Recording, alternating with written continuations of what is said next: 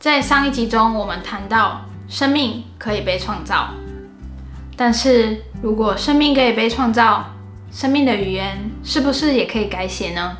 我们现在体内所有的生命讯息都是利用 RNA 或 DNA 来传递的，但是有一群科学家却创造出了一种完全不属于地球生命的基因，称为 XNA（Sino-Nucleic Acid） 外星型核酸。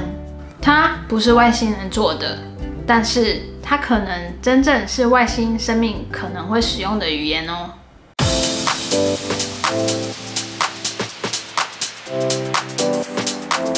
大家好，我是 Dr. 静宁，微生物学博士、生命工程师。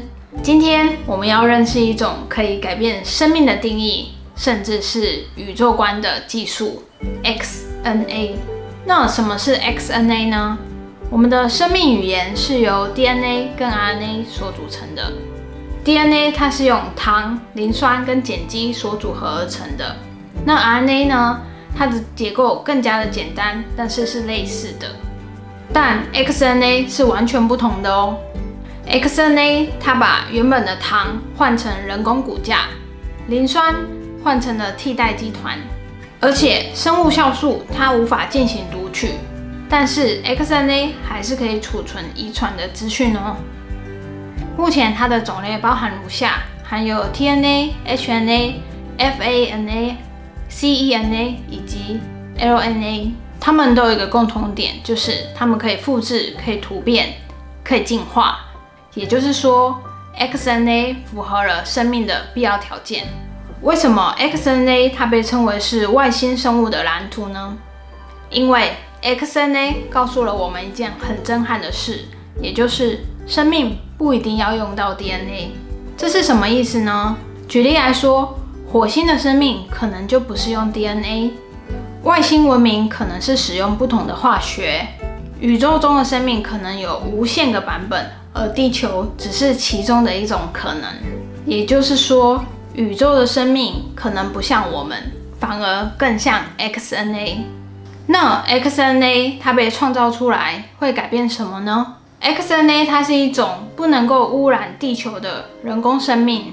地球酵素它无法读取 XNA， 也就是说 XNA 的生命它是无法逃到自然界的。这是生物科技史上最安全的一个设计。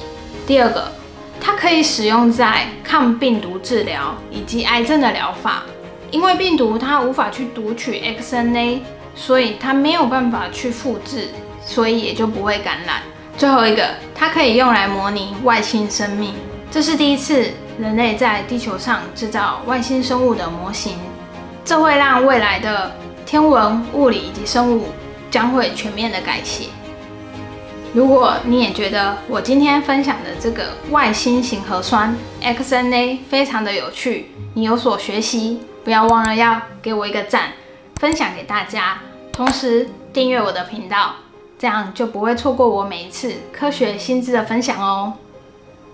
我们一直以为生命是地球的版本，但 XNA 的出现告诉我们，生命不是物质，而是资讯的载体。